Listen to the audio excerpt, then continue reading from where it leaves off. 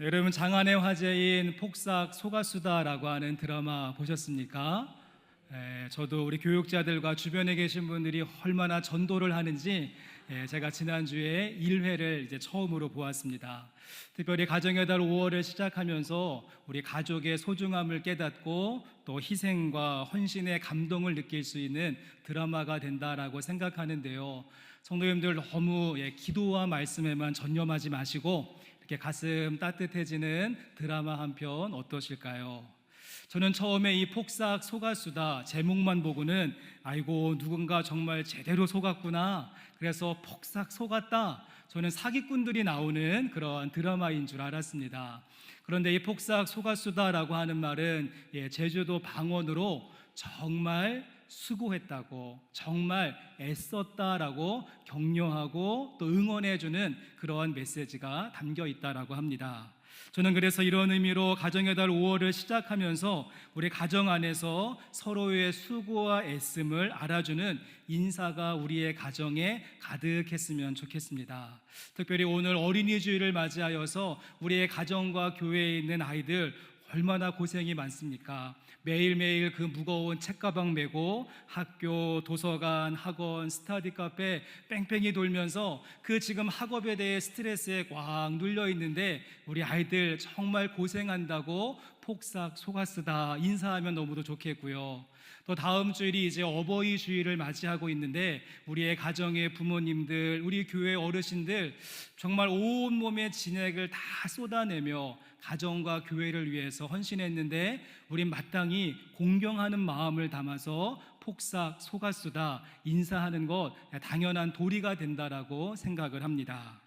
그런가 하면 우리의 가정 안에서 가장 중요하고 근간이 되는 부부관계, 제가 지난 금요성령 집회 시간에 10계명 가운데 7계명 간음하지 말라라고 하는 말씀을 함께 나눌 때 이 간음하지 말라라고 하는 말이 단순히 죄짓지 말라 그런 뜻이 아니라 더욱더 진실하고 바르게 사랑하십시오, 사랑에 대한 명령이 있다라고 말씀을 드렸는데요.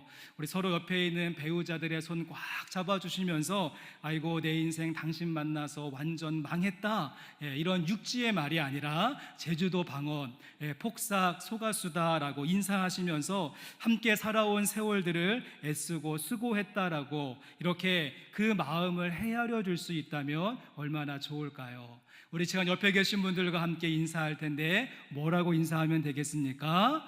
옆에 계신 분들 보시면서 폭삭 속았수다 한번 같이 우리 인사하시면 좋겠습니다.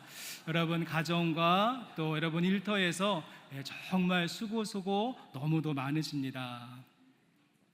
여러분 이 드라마에 보시면 양관식이라고 하는 남자 주인공이 등장을 합니다.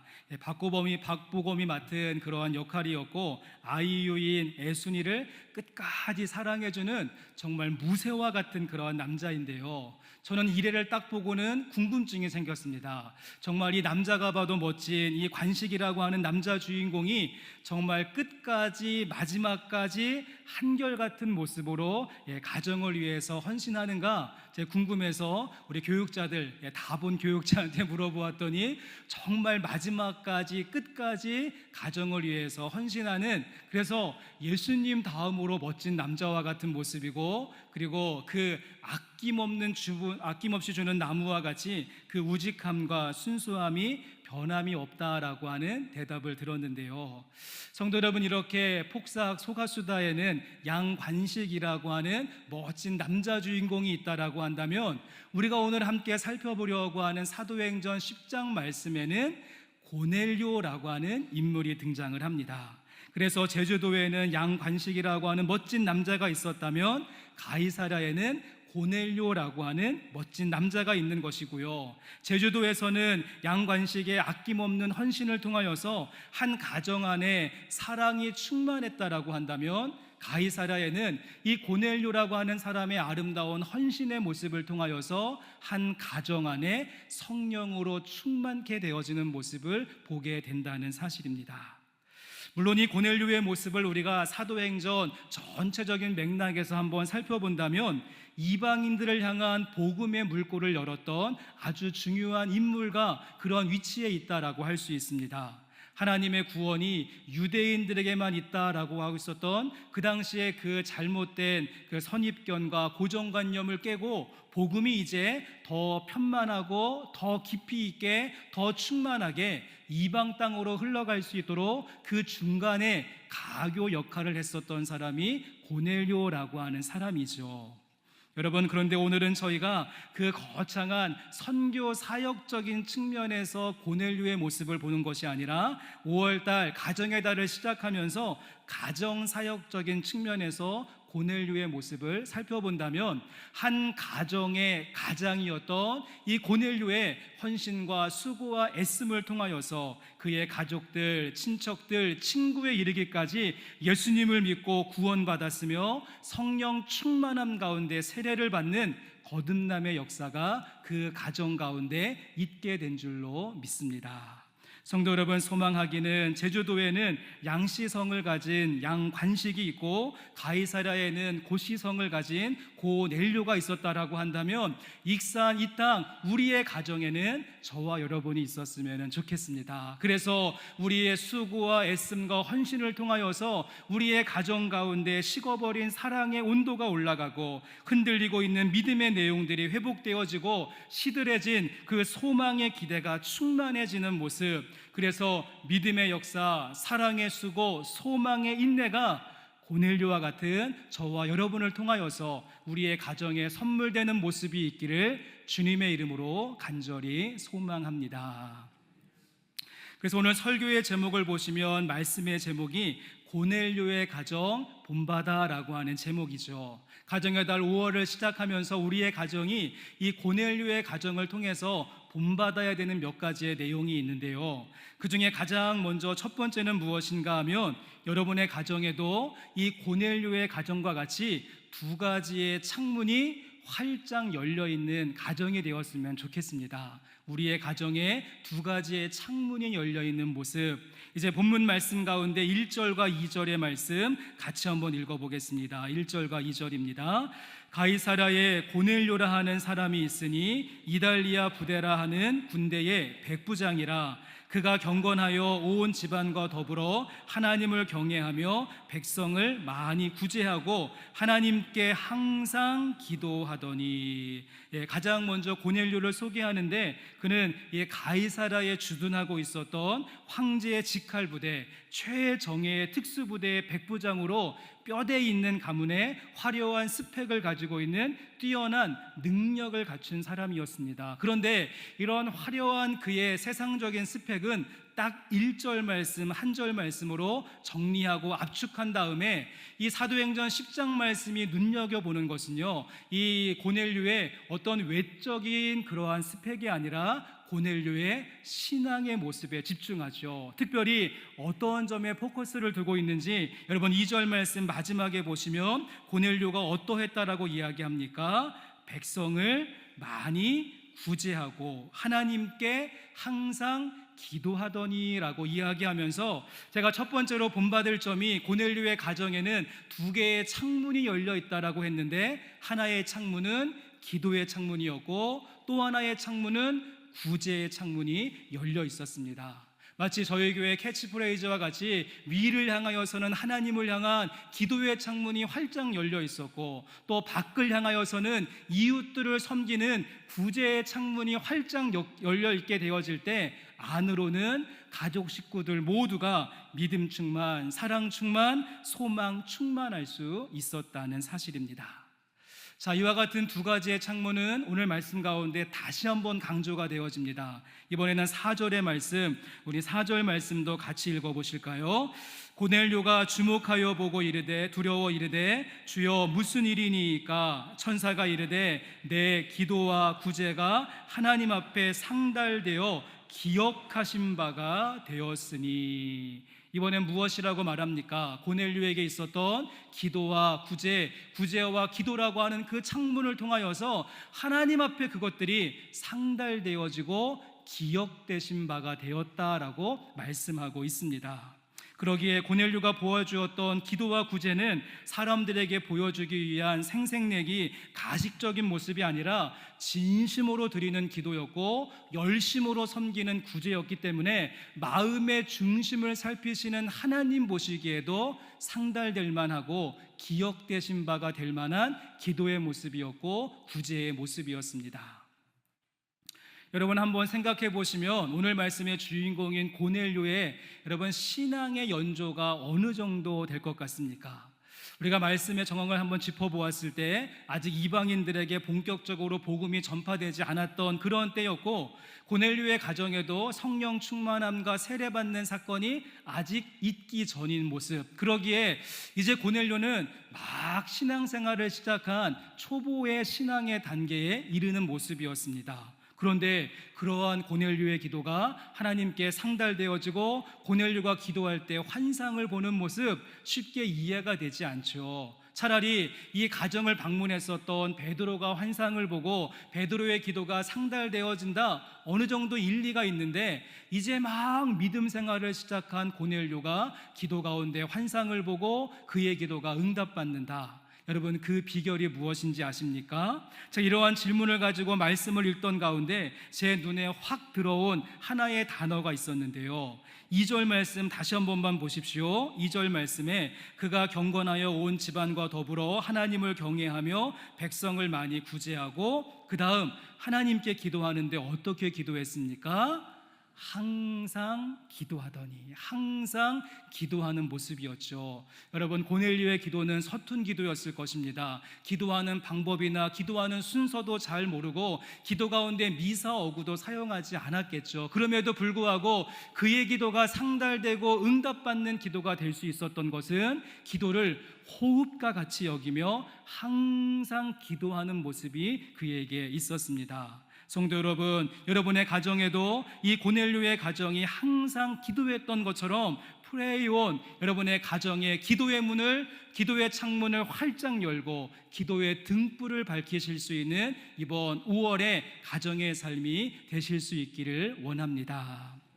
그런가 하면 22절 말씀을 보시면 이번에는 이 고넬료의 구제에 대해서 이야기하죠. 기도를 이야기할 때는 항상 기도했다 이렇게 표현하고요. 고넬료의 구제의 모습은 어떠했는가? 22절 그들이 대답하되 백부장 고넬료는 의인이요 하나님을 경외하는 사람이라 유대 온 족속이 칭찬하더니 그가 거룩한 천사의 지시를 받아 당신을 그 집으로 청하여 말을 들으려 하느니라 한데. 여러분 22절 말씀은 누가 지금 이야기하고 있는 대사인가 하면 고넬료의 부하들, 고넬료 밑에 있었던 부하들이 베드로를 찾아가서 고넬료가 없는 상태에서 그 부하들과 베드로가 만난 자리에서 고넬료에 대해서 이야기하는 장면입니다. 그런데 무엇이라고 이야기하는가 하면 자신의 상관이 없음에도 불구하고 고넬료 백부장은 의인이요 하나님을 경외하는 사람이며 온 유다 족속으로부터 칭찬받는 사람이다라고 자신의 상관이 없는 자리에서 베드로에게 이야기하고 있다는 것입니다. 전 이 말씀이 굉장히 충격으로 다가왔습니다. 여러분 담임 목사로서 가장 인정받기 어려운 그룹이 어디인가 하면 우리 부목사님들을 포함한 교육자들 그리고 함께 교회 일들을 상의하는 장로님들은 저를 너무도 잘 알고 있기 때문에 그분들한테 인정받는 것이 참 쉽지 않죠. 저도 부목사 시절에 저희 담임 목사님을 얼마나 씹었는지 모릅니다. 그런데 오늘 말씀 가운데 고넬료의 모습 어떻습니까?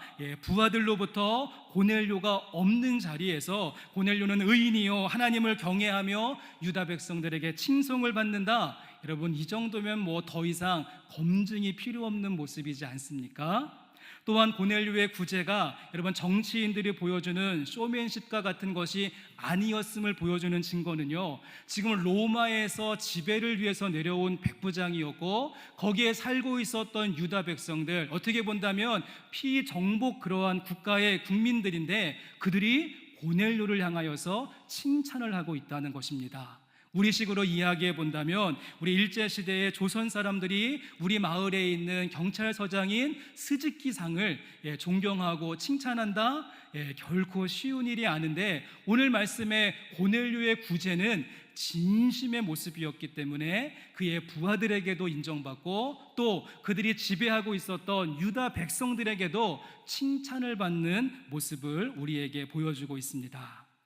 우리 가운데 신앙생활의 모습으로서 기도는 정말 뜨겁고 열심히 하는데, 반대로 생활신앙의 모습으로서 구제에는 약점을 보이시는 분들이 있습니다. 또는 이것이 반대가 되어져서 생활신앙으로서 구제하는 일에는 열심을 품는데 신앙생활로서 기도하는 부분에 게으른 부분도 종종 있음을 보게 되어집니다. 성도 여러분, 가정의 달 5월을 시작하시면서 이 신앙생활과 생활신앙의 조화, 그래서 항상 기도하던 기도의 창문과 또 칭찬받는 구제의 창문이 여러분의 가정 가운데 활짝 열려 있고, 그 두 가지의 창문을 통하여서 내 기도와 구제가 상달되었다, 기억하신 바가 되었다, 주님의 응답하심이 있는 저와 여러분의 가정이 되실 수 있기를 주님의 이름으로 간절히 소망합니다. 자, 그런가 하면 고넬료의 가정 본받아 우리가 또 하나 짚어볼 수 있는 이 고넬료 가정의 신실한 모습은 무엇인가 하면, 고넬료의 가정은요, 이 가족 구성원 전체가 하나님 앞에 서는 코람데오의 가정이었다는 사실입니다. 말씀 가운데 33절의 말씀, 우리 33절 말씀 같이 한번 읽어보시죠. 내가 곧 당신에게 사람을 보내었는데 오셨으니 잘하였나이다. 이제 우리는 주께서 당신에게 명하신 모든 것을 듣고자 하여 다 하나님 앞에 있나이다. 여러분, 지금 고넬료가 자신의 집을 방문한 베드로에게 지금까지의 모든 과정들을 쭉 설명한 다음에 33절 마지막에 어떤 말을 합니까? 우리가 다 어디 앞에 있습니까? 하나님 앞에 있나이다 라고 이야기를 합니다. 고넬료는 자신 혼자만 하나님 앞에 서고 말씀 앞에 섰던 것이 아니라 가족의 식구들, 친척들, 친구들을 다 모은 다음에 우리가 지금 다 하나님 앞에 서 있습니다 라고 고백하는 모습을 보여주는 것이죠. 우리가 자주 쓰는 말 가운데 코람데오라고 하는 말이 있습니다. 코람은 무엇 앞에, 그런 전치사이고 데오는 하나님이라고 하는 뜻이죠. 그래서 합하면 오늘 이 고넬료의 고백과 같이 우리가 하나님 앞에 있습니다, 하나님 앞에 서 있습니다, 이 신전의식을 코람데오라고 할 수 있습니다. 우리가 믿는 하나님은 눈에 보이시지 않습니다. 그렇기 때문에 우리가 일상생활 속에서 눈에 보이는 것에만 집중하며 살아간다라고 한다면 눈에 보이시지 않는 하나님을 인식하지 못하고 의식하지 못한 채 살아갈 때가 많은데, 오늘 말씀 속의 고넬료의 가정의 특징은 하나님 보이시진 않지만 우리가 늘 하나님 앞에 서 있습니다. 코람데오의 가정의 모습을 보여주고 있습니다. 아마 이러한 액자를 보신 적이 있으실 텐데요, 예전에 교회에서 선물로 많이 나갔던 액자이죠. 한번 보여주시면, 중국의 어떤 이제 사진 작가가 사진을 찍으라 음성을 듣고는 셔터를 찰칵하고 눌렀는데 저렇게 생긴 사진이 나오게 되었고, 저기에 예수님의 얼굴이 담겨져 있다라고 해서 유명해진 액자이죠. 저는 그런데 아무리 눈을 크게 뜨고 봐도 저기에서 예수님의 얼굴이 보이지 않는데, 어떤 분은 저기서 예수님의 얼굴이 보이는 사람은 믿음이 좋은 사람이고 저같이 얼굴이 보이지 않는 사람은 기도가 부족하다라고 하는 이야기를 하는데, 여러분, 예수님의 얼굴이 보이십니까? 저랑 비슷하신 분이 많은 것 같은데 제가 손들어보라고 하지 않겠습니다. 제가 또 지난주에 그 원피스 보여드린 다음에 무슨 색깔인지 물어보았더니 설교 내용은 하나도 기억하지 못하시면서 일주일 내내 무슨 색깔이냐 보셨던 기억이 있는데, 여러분, 여기에서도 예수님의 얼굴이 보이냐 보이지 않냐 이것이 중요한 것이 아니라 그 아래에 있는 글귀가 중요하죠. 무엇이라고 쓰여져 있습니까? 그리스도는 이 집의 주인이시오, 식사 때마다 보이지 않는 손님이시오, 모든 대화에 말없이 듣는 이시라. 코람데오의 고백이라고 할 수 있습니다. 주님, 우리의 가정의 주인 되시고 우리가 식사할 때마다 함께 동참하시는 손님이 되시고 우리의 모든 대화 가운데 듣고 계시는 분이 되신다. 이렇게 코람데오의 정신이 고넬료의 가정 가운데 있었습니다.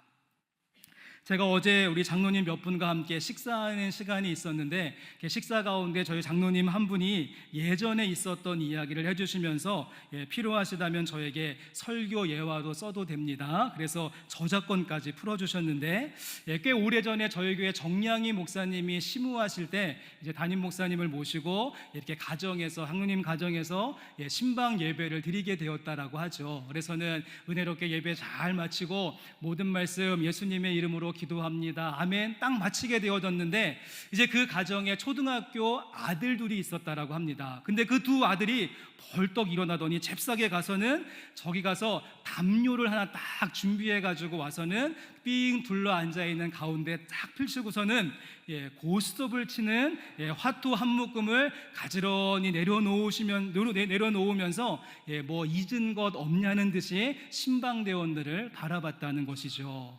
장로님이 얼마나 민망하고 창피하던지 부끄러워서 얼굴을 들 수 없었다라고 하는데요. 아이들이 왜 그렇게 했는가 하면 평소에 손님들과 지인들이 오면은 이렇게 삥 둘러 앉아서 고스톱을 치는 경우가 있었고, 그럴 때 전문적인 용어로 깨평이라고 하죠. 그래서 아이들이 때 심부름도 시키고 5,000원, 10,000원 용돈을 주었는데 그 맛을 본 아이들이 아무래도 지금 둥글게 앉아가지고 예배드리고 난 다음에 이제 그 다음 순서는 이제 고스톱 닭이다라고 생각이 되어져서 담임 목사님 앞에 담요 깔고 고스톱 올려놓았다라고 하는 이야기.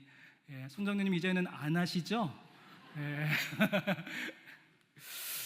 우리가 어떤 말을 많이 하는가 하면 우리의 아이들은 부모님의 뒷모습을 보면서 닮아가고 뒷모습을 보면서 따라온다라고 하는 이야기를 하죠. 성도 여러분, 가정의 달 5월을 보내시면서 여러분의 뒷모습을 한번 점검해 보실 수 있었으면 좋겠습니다.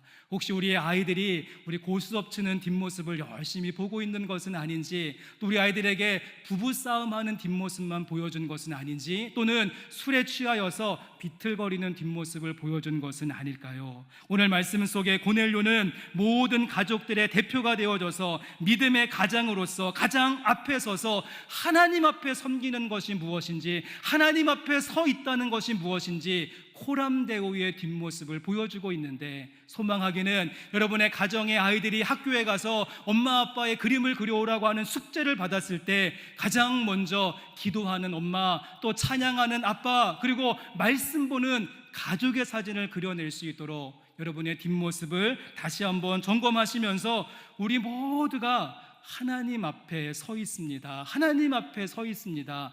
코람데오의 가정으로 빚어지는 이번 5월 한 달의 삶이 되실 수 있기를 주님의 이름으로 간절히 소망합니다.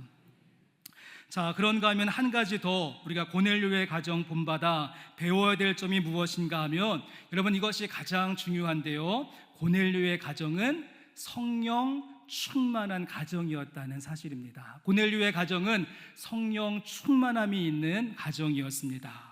저는 개인적으로 말씀을 준비하면서 솔직히 마음이 좀 답답한 마음이 들었습니다. 왜냐하면 이 고넬료라고 하는 사람 파면 팔수록 살펴보면 살펴볼수록 그냥 넘사벽과 같은 모습, 너무도 완벽한 모습을 가지고 있어서 우리의 기를 팍 죽이는 그런 모습이 아닌가.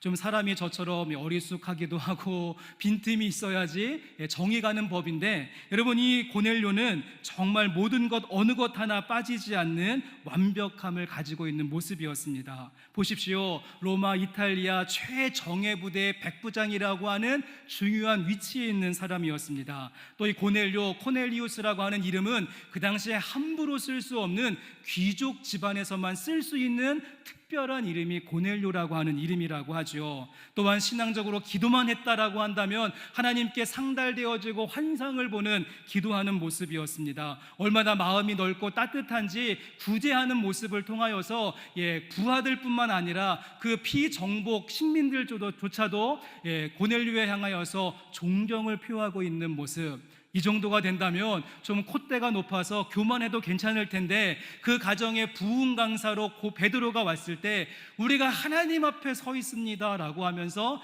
납작 엎드릴 수 있는 겸손함까지 갖춘, 그래서 상남자도 이런 상남자가 없고 모든 면에 있어서 완벽하게 준비된 사람이 고넬료라고 하는 사람이었습니다. 여러분, 그런데 오늘 말씀을 계속해서 보시면 놀라운 점은 무엇입니까? 사도행전 10장의 마지막 파트에 보시면 우리가 놓치고 있고 미처 생각하지 않았던 부분을 통하여서 하나님께서 역사하신다는 사실입니다. 무슨 말인가 하면 하나님께서 고넬료에게 있었던 잘 준비된 부분, 고넬료가 있었던 사회적인 지위나 그의 가문이나 하나님을 향한 열심이나 구제하는 섬김이나 하나님 앞에 서 있다라고 하는 신전의식, 그런 것을 통하여서 그 가정 가운데 역사하신 것이 아니라, 물론 그런 것들이 가장 기초가 되어지고 또 베이스가 되기는 하였지만 사도행전 10장 말씀 마지막에 보시면 고넬료도 그렇고 베드로도 그렇고 그 가정 모든 식구들도 예상하지 않았던 방법, 그래서 그들 가운데 잊혀져 있었고 주목받지 못하였었고 신경 쓰지 못하였던 성령님의 기름 부으심과 성령님의 임재하심과 성령님의 내려오심을 통하여서 그 가정을 변화시키시고 이방 땅을 향한 그런 가교의 역할을 감당하는 가정으로 세우셨다는 사실입니다. 말씀을 통해서 확인해 보시면 사도행전 10장 44절, 45절, 46절 우리 세 절 말씀 같이 한번 읽어보겠습니다. 베드로가 이 말을 할 때에 성령이 말씀 듣는 모든 사람에게 내려오시니 베드로와 함께 온 할례 받은 신자들이 이방인에게도 성령 부어주심으로 말미암아 놀라니 이는 방언을 말하며 하나님 높임을 들음이러라. 말씀 중에 보시면 베드로를 비롯한 많은 사람들이 놀라게 되었다라고 이야기하는데, 이 말은 자신들이 예상했었던 방법이 아니라는 것이죠. 그들은 생각하기를 이 고넬료에게 있었던 스펙이나 성품이나 가문이나 어떠한 신앙적인 모습을 통하여서 무엇인가 이루어지겠구나, 그렇게 보았는데 하나님은 전혀 다른 방법, 그들 가운데 오히려 부족한 부분이라고 할 수 있는 성령을 부어주시고 성령의 역사하심을 통하여서 그 가정을 바꾸어 나가셨다는 사실입니다.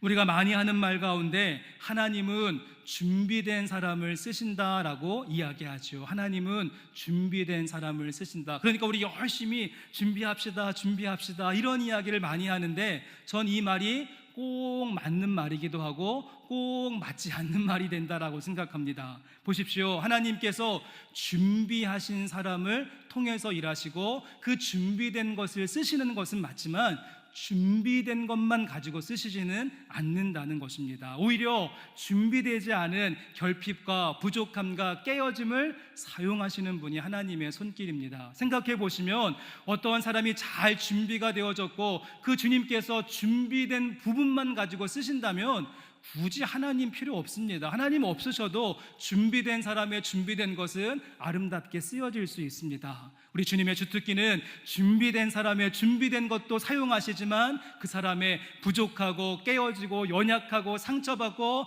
그 가슴 속에 있는 아픈 스토리, 그런 사연들을 통하여서 하나님은 일하시는 분이 되십니다. 목사의 장점이 교회에게 도움은 되지만 목사의 장점 때문에 성도들의 삶이 바뀌지는 않습니다. 오히려 목사의 약점과 아픔과 깨어진 이야기 속에 역사하시는 하나님의 일하심을 보게 되어질 때 성도님들이 은혜받고 변화받는 모습을 보는 것이지요. 오늘 말씀 가운데 성령님께서 주목해 본 사람은 그 사람의 화려한 스펙이나 뛰어난 능력이나 그 누구도 따라올 수 없는 그 넘사벽과 같이 호령하는 그런 고넬료의 모습이 아니라, 고넬료가 모든 계급장 다 떼고 자신의 스펙과 자신의 그 신분 다 던지고 오로지 한 가지, 우리의 가족들이 하나님 만났으면 좋겠다, 예수님을 알아갔으면 좋겠다, 우리 가운데 믿음의 신앙의 진보가 있으면 좋겠다, 그 간절한 마음을 가지고 식구들의 손잡고 하나님 앞에 서 있습니다. 그 마음 가지고 한 마음으로 있을 때 주님은 그 가정의 문을 여시고 성령님으로 충만하게 역사하신 줄로 믿습니다. 함께 예배하는 성도 여러분, 우리의 가정에 고넬료와 같은 성령 충만함의 은혜가 필요한 이유는요, 고린도전서 8장 26절 말씀 한번 보십시오. 성령님의 역할을 이야기하는데, 이와 같이 성령도 우리의 연약함을 도우시나니 우리는 마땅히 기도할 바를 알지 못하나 오직 성령이 말할 수 없는 탄식으로 우리를 위하여 친히 간구하시느니라. 성령님이 하시는 일은 우리의 지금 삶의 모습, 우리들의 5월의 삶, 앞이 보이지 않고 캄캄하고 혼미하고 혼탁한 이러한 모습 가운데 성령님 오셔서 우리를 위해서 연약한 부분 담당하시면서 친히 간구하시는 분이 성령님의 일하십니다라고 말하고 있습니다. 그 다음 구절인 로마서 8장 28절에서는 우리가 알거니와 하나님을 사랑하는 자 곧 그의 뜻대로 부르심을 입은 자들에게는 모든 것이 합력하여 선을 이루느니라. 우리의 가정 식구들 마음 뿔뿔이 흩어져 있고 나누어져 있고 원근각처에 흩어져 있는데, 우리 성령님 임재하시면 우리들의 가정 가운데 그것들 다 모으시고 하나가 되게 하셔서 마침내 합력하여 선을 이루게 하시는 분이 성령님의 일하심이고요. 그 다음 구절 로마서 8장 30절에서는 또 미리 정하신 그들을 또한 부르시고 부르신 그들을 또한 의롭다 하시고 의롭다 하신 그들을 또한 영화롭게 하셨느니라. 우리의 가정에 있는 가장 큰 기도 제목은 믿음과 신앙을 잃어버린 가족들의 회복일지인데, 우리 주님께서 어떻게 하십니까? 성령님을 부어주셔서 주님께서 택하시고 부르시고 예정하신 그들 다시 끄집어내셔서 의롭다라고 영화롭다라고 다시 세워가시는 일들을 이루어 가신다는 것입니다. 소망하기는 여러분의 가정 가운데 고넬료의 가정과 같이 성령 충만함의 역사가 있기를 원합니다. 말할 수 없는 탄식으로 우리의 연약함을 담당하시면서 기도하시는 성령님, 또 모든 식구들의 한마음과 한뜻을 주장하시면서 합력하여 선을 이루게 하시는 하나님, 믿음을 잃어버렸던 우리들의 가족들 다시 한번 회복시키시고 의롭다라고 영화롭다라고 말씀하시는 그 성령님의 은혜를 구하시며 나가는 고넬료와 같은 가정 되시기를 주님의 이름으로 간절히 축복합니다. 이제 말씀을 마치면서 제가 작년 이맘때쯤 소개해드렸던 시 가운데 유병록 시인의 식구라고 하는 시가 있습니다. 내용이 이런데요, 만일 함께하는 식구들 얼굴에서 매일 함께하는 식구들 얼굴에서 삼시세끼 대하는 밥상머리에 둘러앉아 때마다 비슷한 변변치 않은 반찬에서 새로이 찾아내는 맛이 있다. 간장에 절인 깻잎 젓가락으로 잡는데 두 장이 달라붙어 떨어지지 않아 다시금 놓자니 눈치가 보이고 한 번에 먹자니 입속이 먼저 짜고 이러지도 저러지도 못하는데 나머지 한 장을 떼어내어 주려고 젓가락 몇 쌍이 한꺼번에 달려든다. 이런 게 식구이겠거니 짜지도 싱겁지도 않은 내 식구들의 얼굴이겠거니. 저도 깻잎 장아찌 참 좋아하는데요, 두 장이 붙어서 올라올 때 그거 한 장 떼어줄 수 있는 우리의 가족이 주변에 있는 것, 그렇게 함께 식탁에 둘러앉아 있을 수 있는 가족이 있는 것 먼저 감사하시고, 그 깻잎 떼어주는 우리 식구들 보시면서 폭삭 속았수다, 정말 수고하고 애쓴다고 격려하고 위로해 주시고, 여러분 그들의 손 붙잡고 고넬료의 가정 꿈꾸시는 저와 여러분의 모습이 되었으면 좋겠습니다. 하나님, 우리의 가정에 기도의 창문과 구제의 창문이 활짝 열려지게 하시고 하나님 앞에 서 있다라고 하는 코람데오의 가정 되게 하시며 성령의 충만함에 그 기름 부으심과 임재가 있는 복된 가정 되게 하옵소서. 여러분의 5월의 기도 제목이 되시기를 주님의 이름으로 간절히 축원합니다.